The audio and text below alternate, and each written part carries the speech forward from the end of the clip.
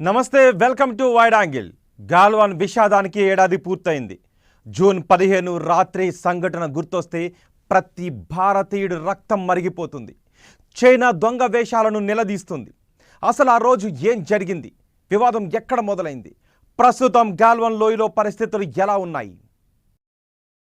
2020 June 15 Galwan లోయ ప్రాంతం. సమయం సూర్యాస్తమయమైన కాసేపటికి ప్రశాంతంగా ఉండే హిమగిరుల్లో రక్తపాతం జరిగిన రోజు. మదమెక్కిన డ్రాగన్ బరి తెగించిన రోజు. డ్రాగన్ గాళ్లతో ప్రాణాలు పణంగా పెట్టి మరీ మన జవాన్లు పోరాడిన రోజు. గాల్వన్ లోయ విషాదానికి ఏడాది. సరిగ్గా ఏడాది కింద సిగ్గుతప్పిన చైనా సరిహద్దుల్లో తోకజాడిస్తున్న రోజులవి. బార్డర్ దాటి ముందుకొచ్చిన డ్రాగన్ గాళ్లు కవ్వింపులకు పాల్పడుతున్నారు. జూన్ 15 సూర్యాస్తమయమైన కాసేపటికి చుట్టూ చీకటి, దట్టమైన చలి. ఇలాంటి సమయంలో బార్డర్ దాటుకుని చైనా సైనికులు లోపలికొచ్చారు.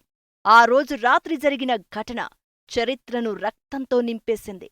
డ్రాగన్ దొంగబుద్ధి ఏంటో, ఎంత నీచానికి దిగజారుతుందో ప్రపంచానికి చాటి చెప్పింది. భారత్ చైనా బలగాల మధ్య కొన్ని దశాబ్దాల తర్వాత ఘర్షణ వాతావరణం నెలకొంది. బార్డర్ లోపలికి చొచ్చుకొచ్చేందుకు ప్రయత్నించిన చైనా బలగాలను మనోళ్లు బలంగా అడ్డుకున్నారు.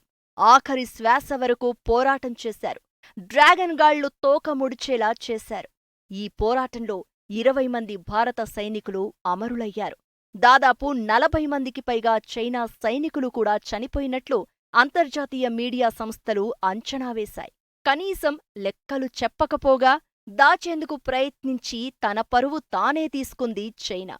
1980 తర్వాత ఇండియా చైనా మధ్య హింసాత్మక ఘర్షణలు జరగడం అదే తొలిసారి. గత ఏడాది ఇదే సమయంలో తూర్పు లద్దాఖులో నెలకొన్న ప్రతిష్టంభనపై భారత్ చైనాకు చెందిన లెఫ్టినెంట్ జనరల్ స్థాయిల్లో చర్చలు జరిగాయి. ఆ సమయంలోనే డ్రాగన్ బలగాలు భారత్ వైపు వచ్చి శిబిరాలు ఏర్పాటు చేశాయి. మనోళ్లు వాటిని కూల్చివేశారు. దీంతో రెండు దేశాల మధ్య ఘర్షణ వాతావరణం ఏర్పడింది. ఆ సమయంలో అక్కడ్నుంచి వెళ్లిపోయిన చైనా బలగాలు మళ్లీ భారీ సంఖ్యలో చేరుకున్నాయి. జూన్ 14న రాళ్లదాడి జరిగింది. 15 సాయంత్రం ఇరు బలగాల మధ్య తోపులాట చోట్చేసుకుంది. ఆ సమయంలో వీరు గాల్వాన్ నదీ వైపు దూసుకొచ్చారు. ఈ పోరాటంలో భారత సైనికులు చాలామంది గాల్వాన్ నదిలో పడిపోయారు.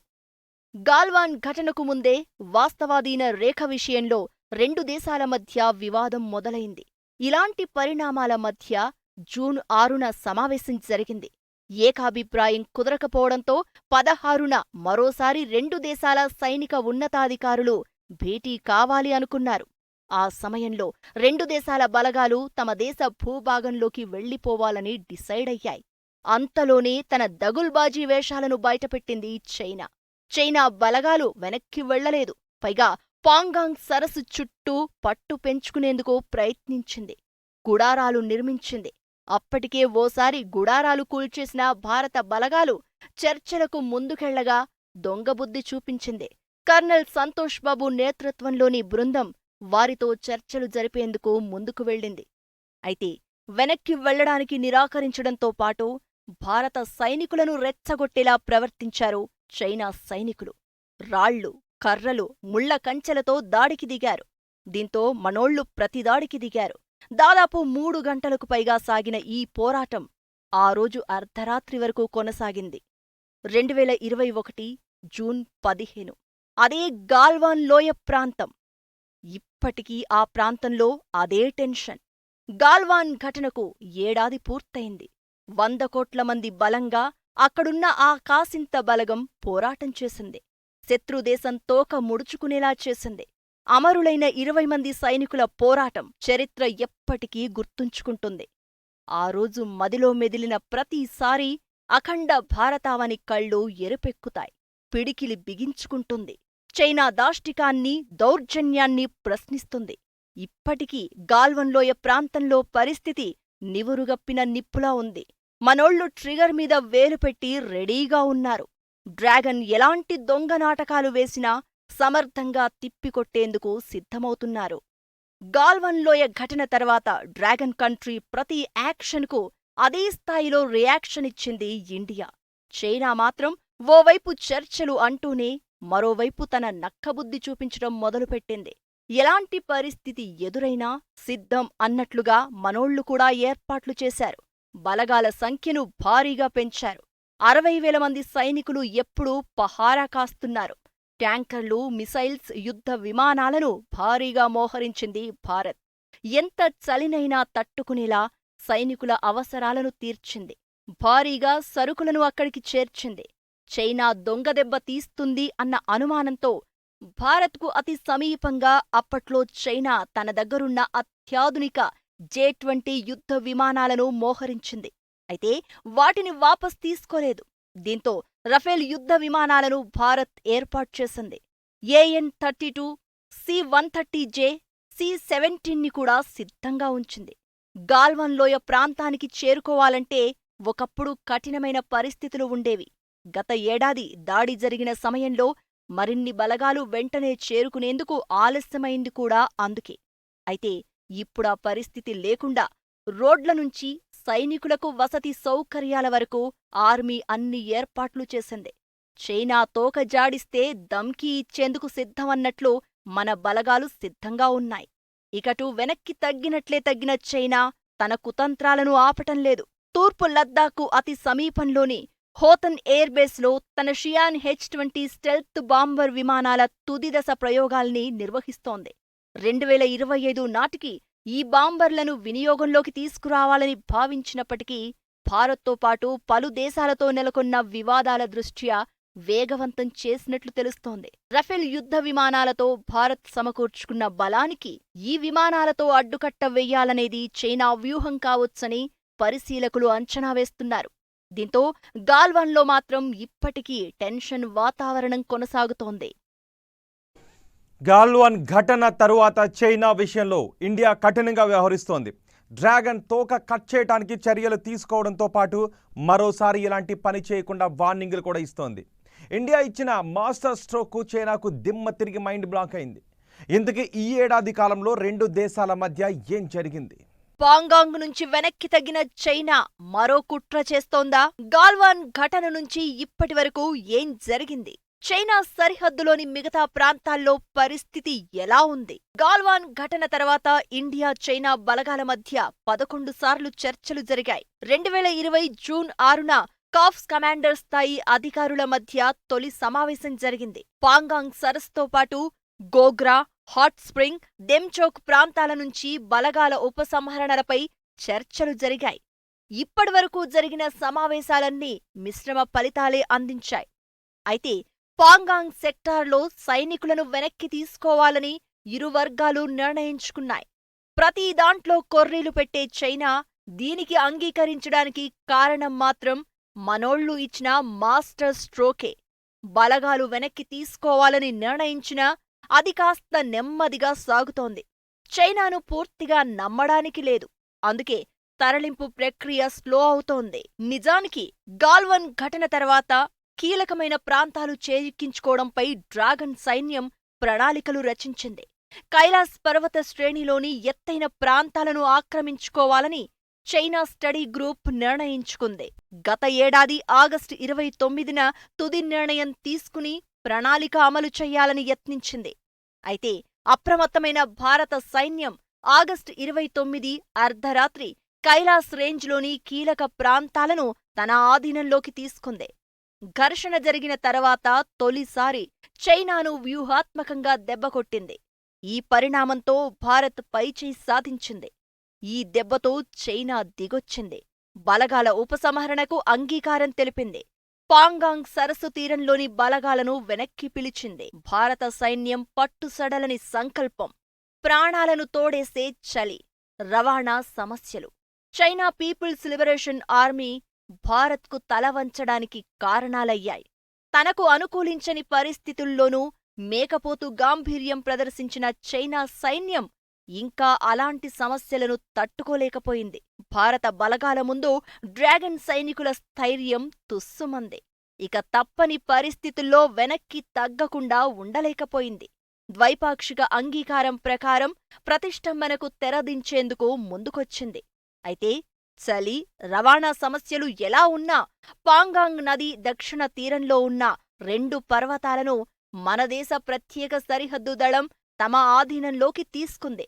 ఈ 2 పర్వతాల నుంచి గన్ ఎయిమ్ చేస్తే పక్కా టార్గెట్లో ఉంటుంది డ్రాగన్ సైన్యం. ఇలాంటి ఏరియాలను భారత బలగాలు స్వాధీనం చేసుకోవడంతో చైనా అవాక్కైంది. వ్యూహాత్మక ప్రాంతాల్లో పట్టు సాధించడం డ్రాగన్ కంట్రీకి ప్రతికూలంగా మారింది. చైనా చేస్తున్నటువంటి దురాక్రమణ ఏదైతే ఉందో దానికి ధీటుగా మనం జవాబు చెప్పడం, అన్నిటికంటే మించి మెరుపు వేగంతో ఆ కైలాష్ రేంజ్లో ఉన్నటువంటి దక్షిణ ప్యాంగాంగ్ సో తీర ప్రాంతం ఏదైతే ఉందో అక్కడ అత్యధికమైనటువంటి ఎత్తులో ఉన్నటువంటి ప్రాంతాలన్నీ కూడా భారత్కు చెందినటువంటి స్పెషల్ యాక్షన్ గ్రూప్ ఎస్ఏజీ దళాలు వాటిని స్వాధీనం చేసుకోవడం ఒక రకంగా చెప్పాలంటే చైనాను ఒక రకంగా భయభ్రాంతులకు గురి చేసింది. ఇది ఒక సర్ప్రైజ్, చైనాకు ఒక సర్ప్రైజ్. అంటే దురాక్రమణ అనేటువంటిది వాళ్ళు చేశారు, అదేవిధంగా అంతే వేగంతో మనం స్పందించి దానికి జవాబు చెప్పగలగడం అనేటువంటిది వాళ్ళని ఒక్కసారి ఆలోచనలో పడేసింది. దాంతో ఇరు పక్కల్ని వారికి జవాబు చెప్పడానికి సమానంగా సుమారు 50,000 మంది దళాలను మనం డిప్లాయ్ చేయడం అనేటువంటి జరిగింది. ఆ గాల్వా లోయ, చుషూల్ సెక్టార్ ఈ ప్రాంతాల్లో అన్నీ కూడా చేయడం జరిగింది. మొదటి కొద్ది రౌండ్లు కమాండర్ స్థాయి చర్చలు జరిగినటువంటి రౌండ్లు ఆ చర్చలు ఏదైతే ఉన్నాయో అవన్నీ విఫలమైనప్పటికీ కూడా మనం 9వ రౌండ్లో చేసినటువంటి చర్చలు ఖచ్చితంగా సఫలమయ్యాయి. భారత్, చైనా మధ్య గతంలో కుదిరిన సరిహద్దు ఒప్పందం ప్రకారం పాంగాంగ్ సరస్సుకు ఉత్తరంగా ఫింగర్ 8 ప్రాంతం వరకు మాత్రమే చైనా బలగాలు ప్రవేశించడానికి అనుమతి ఉంటుంది. అలాగే ఫింగర్ 3 ప్రాంతం వరకు మాత్రమే భారత బలగాలు వెళ్లాలి. వీటి మధ్య ఉన్న ఫింగర్ 4, 5, 6, 7 ప్రాంతాల్లోకి 2 దేశాల బలగాలకు ఎంట్రీ ఉండదు. అయితే ఆ ప్రాంతంలో గస్తీ మాత్రం నిర్వహించుకోవచ్చు. దీంతో చైనా బలగాలు ఫింగర్ 4 ప్రాంతం నుంచి ఫింగర్ 8 ప్రాంతానికి వెనక్కి వెళ్లాలి. అలాగే భారత జవాన్లు కూడా ఫింగర్ 4 ప్రాంతం నుంచి ఫింగర్ 3 ప్రాంతానికి సమీపంలోని ధాన్సింగ్ తఫా సైనిక పోస్టుకు చేరుకోవాలి. అయితే ఈ బలగాల తరలింపు ప్రక్రియ ఇప్పుడు స్లోగా జరుగుతోందని, ఒప్పందం కేవలం పేపరుకు మాత్రమే పరిమితం అయిందన్న అభిప్రాయాలు వినిపిస్తున్నాయి. గాల్వాన్ ఘటన తర్వాత డ్రాగన్ కంట్రీని అన్ని రకాలుగా కార్నర్ చేసిందే భారత్. చైనాకు చెందిన యాప్లపై బ్యాన్ విధించడంతో పాటు అక్కడి ఉత్పత్తులపై నిబంధనలు కఠినతరం చేసింది. దీంతో పాటు డ్రాగన్ దగుల్బాజీ వేషాలను ప్రపంచానికి తెలిసేలా చేయడంలో సక్సెస్ అయింది. 2 దేశాల మధ్య ఆర్థిక, దౌత్యపరమైన విషయాల్లోనే కాదు, మామూలు జనం తీరులోనూ గాల్వన్ ఘటన ప్రభావం కనిపించింది. గాల్వన్ లోయలో ఘర్షణ తర్వాత భారతీయ వినియోగదారుల తీరులో మార్పొస్తోంది. చాలామంది చైనా తయారీ వస్తువులకు ప్రత్యామ్నాయాల వైపు మొగ్గు చూపుతున్నారు. గతంలో చైనా వస్తువులు విరివిగా కొనుగోలు చేసిన వారు కూడా ఇప్పుడు పెద్దగా ఆసక్తి చూపటం లేదు. గత ఏడాదిగా చైనా వస్తువుల విక్రయాల విషయంలో భారతీయులు అనాసక్తిగా ఉన్నట్లు దానిలో తేలింది. 43% మంది భారతీయులు చైనాలో తయారు చేసిన వస్తువులను కొనుగోలు చెయ్యలేదని లోకల్ సర్కిల్ అనే సోషల్ మీడియా సంస్థ సర్వేలో తెలిసింది. గతంలో ఆ వస్తువులు ఎక్కువగా కొన్నవారు కూడా ఇటీవల బాగా తగ్గించినట్లు తేలింది. ముఖ్యంగా గాల్వన్ ఘటన తర్వాత భారత్లో బాయ్కాట్ చైనా నినాదం ఊపందుకుంది. ఈ ప్రభావంతోనే కొనుగోళ్లు తగ్గినట్లు భావిస్తున్నారు. భారత ప్రభుత్వం కూడా టిక్టాక్, అలీ ఎక్స్ప్రెస్ లాంటి 200 చైనా యాప్స్ ను నిషేధించడంతో చైనా బిజినెస్ కు పెద్ద దెబ్బపడింది. ఇండియా చైనా సరిహద్దుల వెంట లక్షల మంది సైనికుల్ని మోహరించడం చాలా కష్టం. చలికాలంలో మినహా మిగతా సమయంలో 2 వైపులా గస్తీ పెరుగుతుంది. మౌలిక వసతుల నిర్మాణాల పనులు మొదలవుతాయి. దీంతో మళ్లీ నిబంధనలను ఉల్లంఘిస్తారు. దీంతో పరిస్థితులు మరింత ఉద్రిక్తంగా మారే అవకాశం లేకపోలేదు. ఇప్పటికీ గోగ్రా, హాట్ స్ప్రింగ్స్, దెప్సాంగ్, దెమ్చోక్లో టెన్షన్ వాతావరణం కొనసాగుతోంది. ఈ ఏడాది మళ్లీ చైనా దళాలు యుద్ధ విన్యాసాలు మొదలుపెట్టాయి. గత జులైలోనే గోగ్రా, హాట్ స్ప్రింగ్ దగ్గర బలగాలు వెనక్కి వెళ్లడంపై ఒప్పందం కుదిరినా అమలు కాలేదు. వీటితో పోల్చుకుంటే దెప్సాంగ్, దెమ్చోక్ వివాదం కాస్త పాతది. దెప్సాంగ్లో 2013, 2017లలో కూడా ఉద్రిక్తత నెలకొంది. ప్రస్తుతం ఇక్కడి గస్తీ కేంద్రాలకు భారత దళాలు వెళ్లకుండా చైనా సేనలు అడ్డుకుంటున్నాయి. మరికొన్ని వారాల్లో రెండు దేశాల కోర్ కమాండర్లు మరోసారి భేటీ అయ్యే అవకాశం ఉంది. కైలాస్ రేంజ్లానే ఇక్కడ భారత్ వ్యూహాత్మక ప్రదేశాలను దక్కించుకునే అవకాశాలు ఉన్నాయి. ఇలా చైనా బలగాల ఆక్రమణ చిన్నదైనా పెద్దదైనా భారత్ స్పందన ఒకే స్థాయిలో ఉండాలని ఇండియా డిసైడ్ అయింది. జరిగిన ఒప్పందాలకు విలువ ఇస్తూ వాటిని ఫాలో అవుతూనే తోక జాడిస్తే కట్ చేసేందుకు సిద్ధంగా ఉంది. పాంగాంగ్ నుంచి వెనక్కు తగ్గుతోంది. సాయం చేస్తామని నాటకాలాడుతోందని చైనా తీరును నమ్మటానికి లేదు. నమ్మించి వెన్నుపోటు పడంలో డ్రాగన్ తర్వాత ఎవరైనా? మరి గాల్వాన్ ఘర్షణ తర్వాత చైనాకు వ్యతిరేకంగా అంతర్జాతీయ మద్దతును కూడగట్టడంలో సక్సెస్ అయిన భారత్ ఇకపై ఏం చేయాలనుకుంటోంది? ఎలాంటి వ్యూహాలు అమలు చేస్తే డ్రాగన్ అదుపులో ఉంటుంది? గాల్వాన్ ఘటన తర్వాత భారత్ సరికొత్త వ్యూహాలు. చైనాకు వ్యతిరేకంగా అంతర్జాతీయ మద్దతు కూడగట్టడంలో సక్సెస్. మరి ఇకపై అనుసరించాల్సిన వ్యూహాలు ఏంటి? చైనాను ఏ క్షణం నమ్మడానికి లేదు. తగ్గినట్లే తగ్గి మళ్లీ విషం చిమ్మేంత దరిద్రపు బుద్ధి ఆ దేశానిది. గాల్వాన్ విషయంలో ఇప్పుడే కాదు, 1962లోనూ ఇదే చేసింది. భారత్ను నమ్మించి మోసం చేసింది. అప్పట్లోనూ గాల్వాన్ లోయలోకి చైనా తమ దళాలను పంపింది. అప్పటి ప్రధాని నెహ్రూ హెచ్చరికలు జారీ చేయడంతో అక్కడ్నుంచి వైదొలిగింది. 97 రోజుల తర్వాత హఠాత్తుగా భారత్పై దాడి చేసి అక్సాయి చిన్ దక్కించుకుంది. ఈ యుద్ధంలో 38,000 చదరపు కిలోమీటర్లను చైనా ఆక్రమించింది. ఈ విషయాన్ని భారత్ ఎప్పుడూ గుర్తుపెట్టుకోవాలి. గాల్వాన్ లాంటి ఘటనలు జరిగినప్పుడు మాత్రమే కాకుండా చైనా దూకుడు, విస్తరణాకాంక్షకు కళ్ళెం వేసేందుకు ప్రతి క్షణం అప్రమత్తంగా ఉండాల్సిన అవసరం ఉంది. గాల్వాన్ ఘటన తర్వాత చైనాకు వ్యతిరేకంగా అంతర్జాతీయ మద్దతు కూడగట్టడంలో భారత్ సక్సెస్ అయింది. రష్యా ఇరు వర్గాలకు సమదూరం పాటించిన ఫ్రాన్స్, అమెరికా, ఆస్ట్రేలియా, జపాన్ వంటి దేశాలు భారత్ తరపున నిలిచాయి. క్వాడ్ కూటమి అధికారాలు మరింత పెంచేందుకు అమెరికా ప్రయత్నాలు వేగవంతం చేయగా ఇండియా సహకరించింది. ఇక శత్రువుల కదలికలకు సంబంధించిన భౌగోళిక సమాచారం పొందేలా అమెరికాతో బెకా ఒప్పందంపై భారత్ సంతకం చేయడం డ్రాగన్ను ఇప్పుడు ఖచ్చితంగా టెన్షన్ పెట్టే అవకాశం ఉంటుంది. మరోవైపు భారత్ విధించిన పరోక్ష ఆంక్షల ఫలితంగా చైనా కంపెనీలకు చెందిన $200 కోట్ల విలువ చేసే 150 ప్రతిపాదనలు నిలిచిపోయాయి. ఇవాళ భారతదేశం ఏదో సాధించింది. విదేశంగా మిగతా దేశాలు G7 అందరూ, ఆస్ట్రేలియా, కొరియా, జపాన్ అందరూ సపోర్ట్ చేస్తున్నారు అనుకోవటం కొంతవరకు కరెక్ట్. కానీ మనం ముఖ్యమైన రోల్ ఇంటర్నేషనల్ సంబంధాలతో ఎప్పుడు ఏ దేశానికి ఇంకో దేశంతో పర్మనెంట్ స్నేహం ఉండదు. అప్పుడు ఇంట్రెస్ట్ విస్తరణకాంక్షతో రగిలిపోతున్న చైనా చెయ్యని దగుల్బాజీ పనులు లేవు. అప్పుల పేరుతో కొన్నింటిని, సాయం పేరుతో మరికొన్ని దేశాలను తన గుప్పిట్లో పెట్టుకుంటోంది చైనా. సరిహద్దుల్లో ఓవర్ యాక్షన్ చేస్తూ దృష్టి మరల్చే ప్రయత్నాలు చేస్తోంది. ఇలాంటి సమయంలో డ్రాగన్ దూకుడుకు కళ్ళెం వేయాల్సిన అవసరం ఉంది. కరోనా పరిణామాల తర్వాత కొన్ని మినహా దాదాపు అన్ని దేశాలు చైనా పేరు చెప్తేనే భగ్గుమంటున్నాయి. ఇలాంటి సమయంలో ఇండియా ముందు 3 ఆప్షన్లు కనిపిస్తున్నాయి. 3 కూటములుగా ఏర్పడి డ్రాగన్ కంట్రీని ఇరుకున పెట్టేందుకు అవకాశాలు ఉంటాయి. అయితే అది సాధ్యమవుతుందా లేదా అన్నది పక్కన పెడితే, చూస్తూ ఊరుకుంటే మాత్రం చైనా అరాచకాలకు అద్దుపద్దు ఉండదన్నది మరికొందరి అభిప్రాయం. ఇండియా ముందు ఉన్న మొదటి ఆప్షన్ క్వాడ్ కూటమి. అయితే దీనికి ఇప్పటికే సహకరించేందుకు ఇండియా సిద్ధమైంది. ఇక రెండో కూటమి చైనాకు చుట్టుపక్కల ఉన్న దేశాలతో కూటమిగా ఏర్పడడం. అంటే రష్యా, వియత్నాంతో కలిసి పనిచేయడం. అయితే చైనాకు దాదాపు మిత్రదేశాలైన ఈ 2 దేశాలు ఎలా స్పందిస్తాయన్నది ఆసక్తికరం. ఇక ఇండియా ముందు ఉన్న మూడో ఆప్షన్ మనకు సరిహద్దుల్లో ఉన్న దేశాలతో కూటమిగా ఏర్పడి హిందూ మహాసముద్రంలో డ్రాగన్ ఎంటర్ అవ్వకుండా చూడడం. హిందూ జలాలపై ఆధిక్యం కోసం ఇప్పటికే చైనా ప్రయత్నాలు ప్రారంభించగా, దీనికి అడ్డుకట్ట వేయాలంటే ఇండియా త్వరగా నిర్ణయం తీసుకోవాల్సిన అవసరం ఉంది. అయితే గాల్వాన్ ఘటన ఎన్నో పాఠాలు నేర్పింది.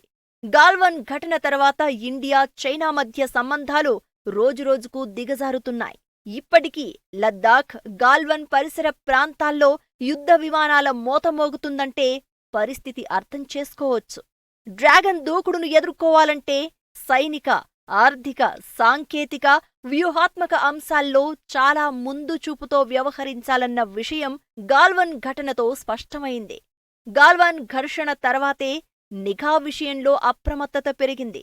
ఆగస్టులో కైలాస్ రేంజిలో చైనా బలగాల అనుమానాస్పద కదలికలను గుర్తించిన సైన్యం ముందుగానే కీలక శిఖరాలను స్వాధీనం చేసుకోవడం వెనుక కారణం అదే. ఆ ఆధిపత్యమే పాంగాంగ్ సరస్సుకు ఇరువైపులా చైనా దళాలను ఖాళీ చేయించడానికి ఉపయోగపడింది. సరిహద్దుల్లో ప్రాజెక్టుల పనులను ఇండియా వేగవంతం చేసింది. అరుణాచల్ ప్రదేశ్, సిక్కిం, లద్దాఖ్, హిమాచల్ ప్రదేశ్, ఉత్తరాఖండ్లో నిర్మిస్తున్న 32 రహదారి ప్రాజెక్టులకు 12,434 కోట్లు కేటాయించింది. ఇలా గాల్వాన్ ఘటన తర్వాత ఇండియా వ్యూహాలు మరింత పదునెక్కాయి అనడంలో ఎలాంటి అనుమానం లేదు. ఇంతటితో ఇదైపోలేదు. ఇప్పుడే మొదలైంది. చైనా దూకుడుకు అడ్డుకట్ట వెయ్యాలంటే మరిన్ని వ్యూహాలు అనుసరించాలి. కూటములు ఏర్పాటు చెయ్యాలి. లేదంటే తన భూభాగాలను విస్తరించుకునేందుకు చైనా ఎలాంటి దిగజారుడు పనికైనా సిద్ధమవుతుందని హెచ్చరికలు వినిపిస్తున్నాయి. అయితే G7 సమావేశం, నాటో వార్నింగ్ ఇదే స్పష్టం చేస్తోంది. నాటో ప్రధాన కార్యాలయంలో అమెరికా అధ్యక్షుడు బైడెన్ సహా కూటమిలోని 30 దేశాల అధినేతలు సమావేశమయ్యారు. ప్రధానంగా చైనా నుంచి పొంచి ఉన్న ముప్పుపైనే చర్చించారు.